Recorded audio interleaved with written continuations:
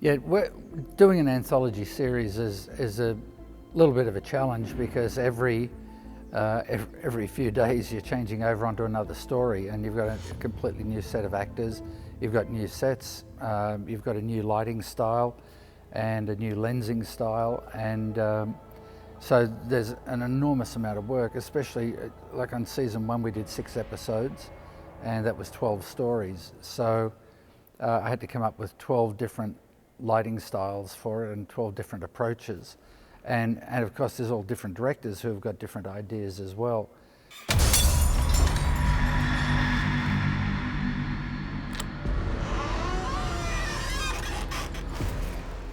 To get into the real comic book effects with Dutch angles and the Creepshow lighting style, which was the multicolours, and we had a lot of discussions early on, and again it was to stay true to the Creepshow style of the original movie, but we wanted to contemporize it a little bit, and I didn't want to go strictly the way they did in the original with the red and blue lights. I wanted to use a lot of different coloured lights. We also wanted to do a lot of lighting transitions from scene to scene, and in Night of the Poor, John Harrison directed that, and John and I, very first time we worked together on Tales from the Dark Side, the TV series, we both realised we were big film noir fans, so we liked dark, moody, angular, hard light, and we also like to do in-scene transitions. And one of my favourite films is One from the Heart by Francis Ford Coppola. And I love that film because Storaro shot it.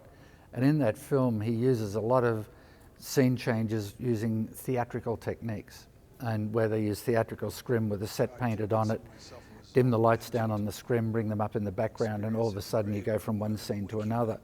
So John used that technique in Tales from the Dark Side, and we wanted to bring some of those techniques into Night of the Poor.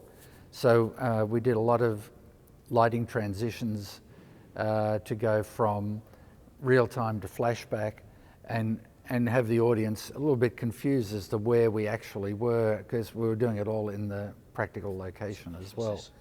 We also had a lot of changes where we would take standard tungsten light or daylight, and then we would go into the Creepshow colours. So we'd have patterns in the background, change the backlight, change the key light, and go into the more Creepshowy colours. And we didn't do it as much as we would have liked because we didn't have the time and we didn't have some of the tools you need to do that. But this year we've got the things we need, and in season 2 we're going to be going a lot more into those sort of changes and doing them in shot.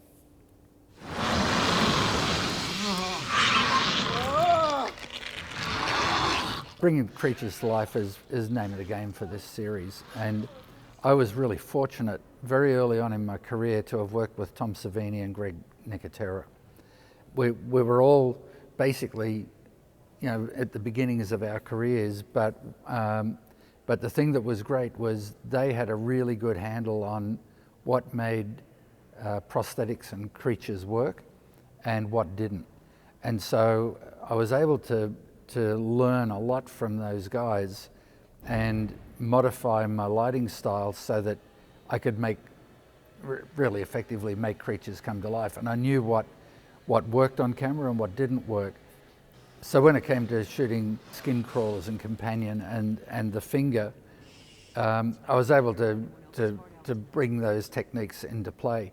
And one of the things with shooting the creatures is the less you show, the better it is. And a good example of that's Alien.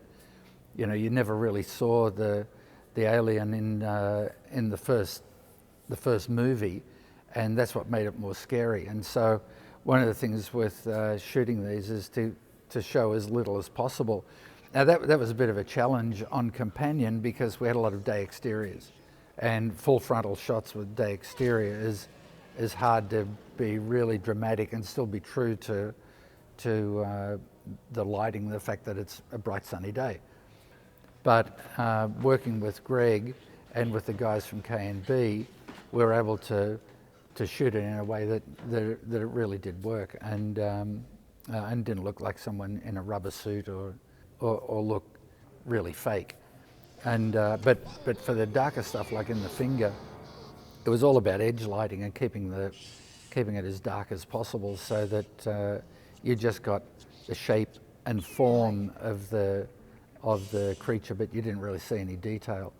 And again, the less you see, the more believable it is, and sometimes the more frightening it is. Even though I think in Creepshow we're not aiming at scaring the hell out of people, we're trying to give them a frightful laugh, is the way I sort of look at it.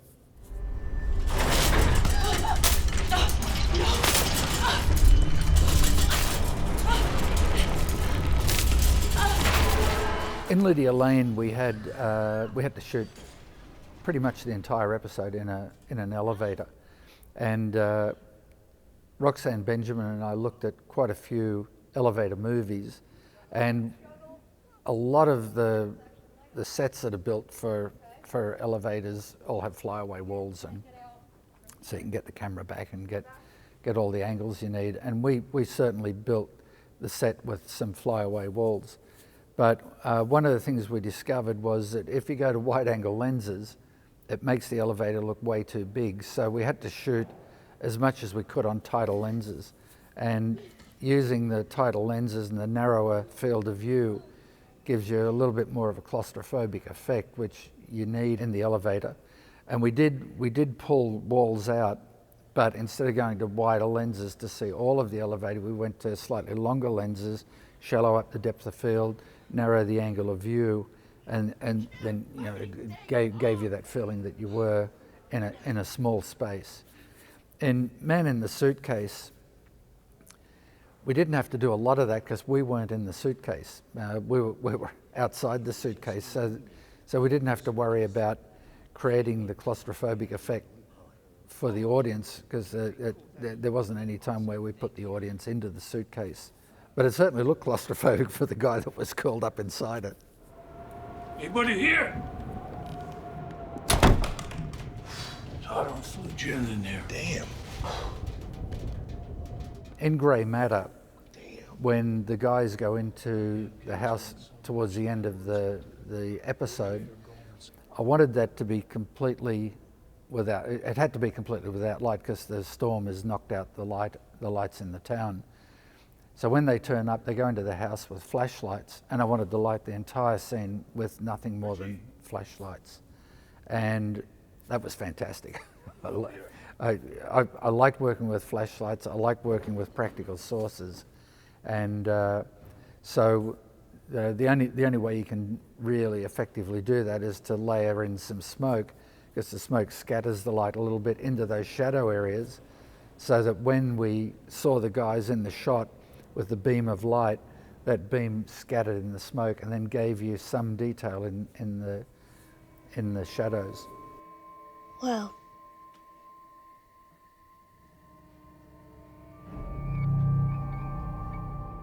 In House of the Head, we had to shoot miniature elements. It was the inside of a dollhouse.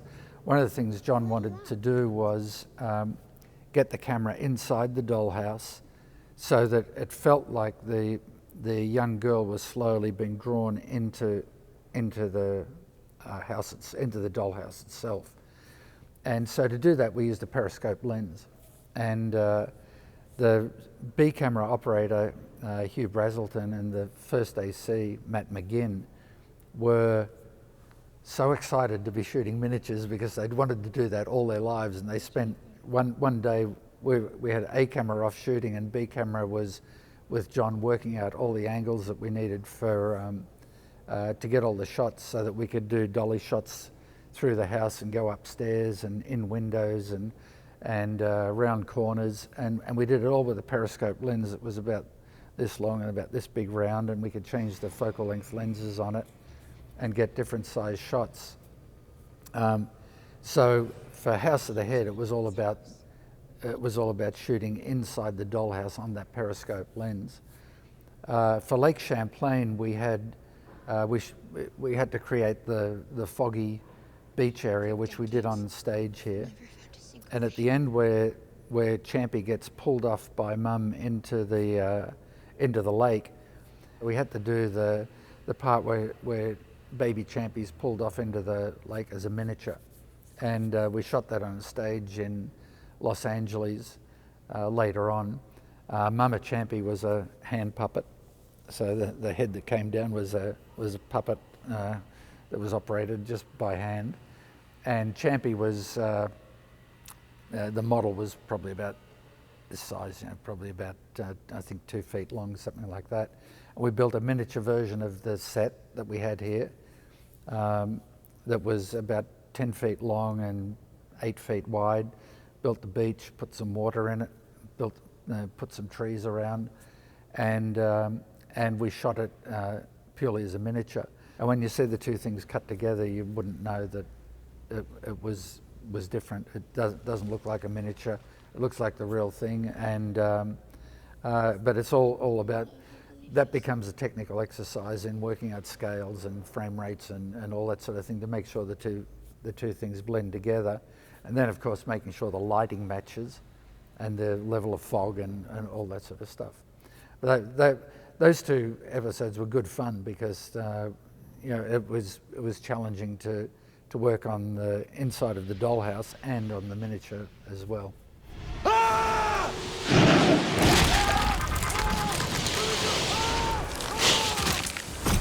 Season 1 was a blast. Everyone I talked to about Creepshow asked me what it was like. And first off, it was fantastic working with John, Tom, and Greg. For us, it was like almost like a family reunion, and we all had a blast working together on it. There wasn't a day that I didn't wake up where I was excited to go to set, and because. And also the fact that we were doing the 12 different stories, and every day, every 3.5 days, we were changing.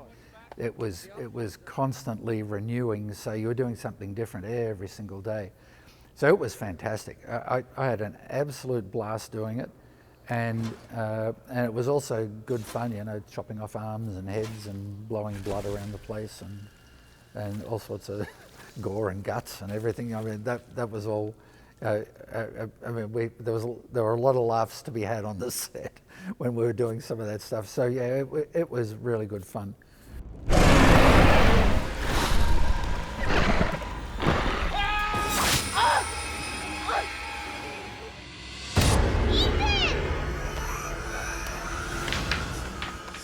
One of the things I will say is we learnt from last year, and for me as a cinematographer, I've worked out ways of doing some of the things that I couldn't do last year within the budget and time constraints, and also we looked at areas that slowed us down, that inhibited us from doing some of the color changes and scene transitions and that sort of thing, and we're going to be able to do them this year because I've sort of worked out where we lost time last year and where we can pick it up this time.